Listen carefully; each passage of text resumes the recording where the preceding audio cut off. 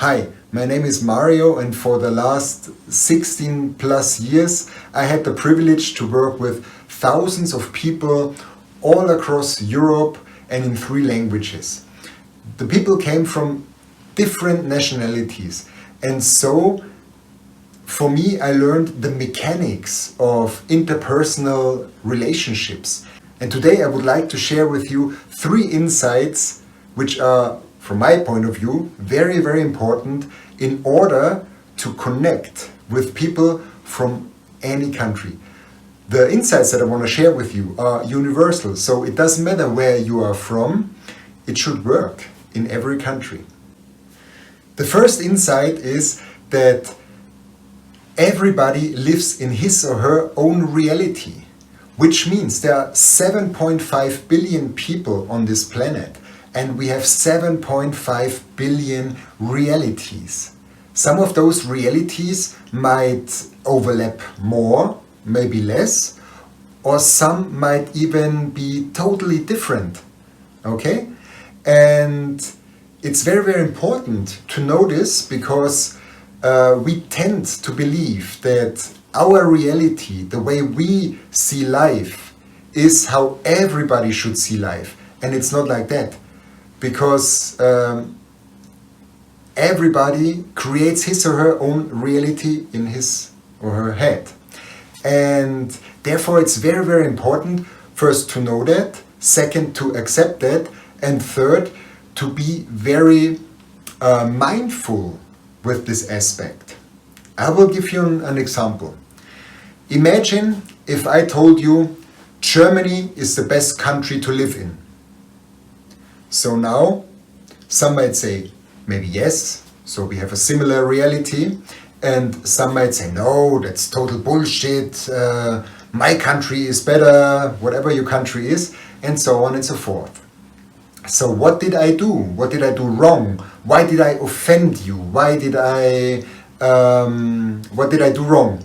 And so, by saying Germany is the best country to live in, this is my reality, and so I made my reality now valid for everybody, which means that if you have the same reality, you might share it and you might agree.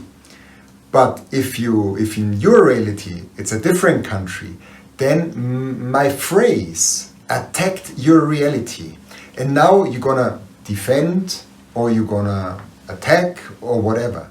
So it's very, very important to be very mindful with the aspect that there are different realities.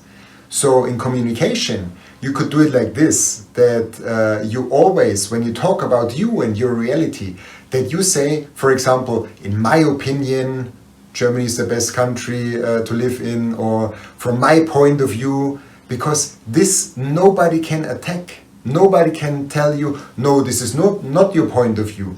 No, no, you don't think so, stuff like that. And so, just by putting this into perspective and saying, okay, from my perspective or from my point of view, in my opinion, it is like this and that. So you make yourself not attackable, okay? And you don't hurt the realities of other people. And therefore, this is a good chance not to get in conflict with different people, but to invite to them to explore why is Germany for you the best country to live in. Yeah? So we get a certain or a different dynamic. So I will give it again to you. If I tell you Germany is the best country to live in, so this might now attack your reality. But if I say, in my opinion, Germany is the best country to live in, so now you might wonder, why is it like this? And so you can start asking me, hey Mario, why is it for you that Germany is the best country to live in? And so now we get a different dynamic, and it's more like exploring the reality of the other person. So you could now ask me and explore my reality, ask me questions, I can explain why it is like that for me, and then I can ask you, okay, you said, for example, India is the best country to live in. Why is it for you that India is the best country to live in? And so we get in a different dynamic and we explore each other's realities, and by doing so we can also find overlaps, okay, and maybe find similarities and so on, which helps us build a better relationship between each other. Okay, so this is the first insight. Everybody lives in his or her own reality. Now let's go to the second insight, and the second insight is we are almost always on autopilot. And neuroscience says, especially Daniel Kahneman, who wrote the book Thinking Slow and Fast, and he also got the Nobel Prize for it, he basically explains two systems in our head. So one is the thinking fast, and the other one is the thinking slow system. And so I will give you a short introduction or a short exercise that you can do with me. Okay, so first of all, I would like you to now imagine a burning car. And by now you should have it in your head somewhere. And this is because you have experienced it or you have seen it somewhere. I hope so, only on TV and not in life. Yeah? Or maybe in a magazine or so, but it's there because it's your experience, and you can go zack, and then you got this image in your head. So let's go for the second one. By the way, this was thinking fast. And now let's go to the second one, and now we'll give you a little exercise which is from math, and I would like you to calculate, not with a calculator, just in your head, okay? How much is 17 times 89? So I give you some time. Maybe some of you have it already, maybe some don't. Give you some more time. Okay, do you have it? Well, the answer is 1513. And so, what did this show you, those two exercises? Okay, so the first exercises with the image, with the burning car, is the thinking fast. Okay, so you have experiences, you have knowledge, and your brain goes there very quick. Zack. And the second exercise, the math exercise, 17 times 89, you needed to use your brain. And this was slower than the first exercise. So maybe you didn't have the answer at all, or maybe you were you had a hard time calculating, or maybe you were even pretty quick. But still, I would bet that it took you longer than with the first exercise. And this is that this thinking fast is our autopilot, because neuroscience says that 80 to 90% during the whole day we are on autopilot, which means that you have learned during your life how to get through your life without being harmed, without being threatened. And so you learn some programs, some patterns which are good for you in your life, in your context. And so this is hardwired in your brain.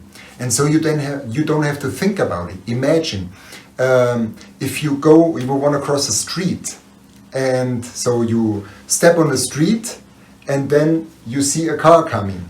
So imagine now, if you had to go thinking slow, then you would be like, okay, there is a car coming, it's about 100 kilometers an hour fast, and it will arrive here in 4 seconds, boom. So you will be dead. So what happens is you learn this, and you step on a street, you see the car coming, and this calculation, this experience just makes you jump away so not to get hit by the car.